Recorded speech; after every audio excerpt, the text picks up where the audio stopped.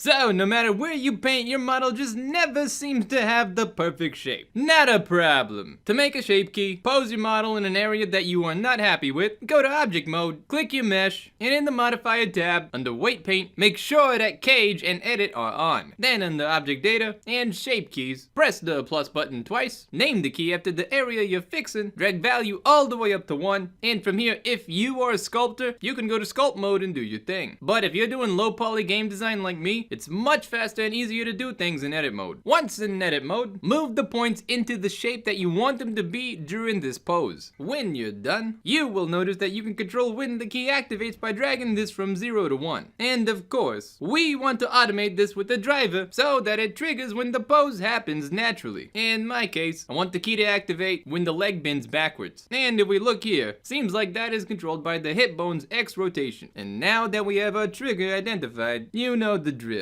Right click the shape key, add driver, set object to armature, set bone to hip, type to X rotation, mode to quaternion, space to local, and type this. You're done. Now, if you do that and this number is not equal to 1, that means you need to go back here and change this part of the equation until the output is 1 or close to it. Now you can see that as the hip rotates back, the shape key kicks in, and we get the beautiful form we need. This right here is just my basic exponential formula, which means that it's weak in the beginning, but gets stronger as we approach the target pose. Hope that helps. If you enjoyed this video, please don't forget to like, subscribe, and ring that bell. Hope you have a fantastic day, and I'll see you around.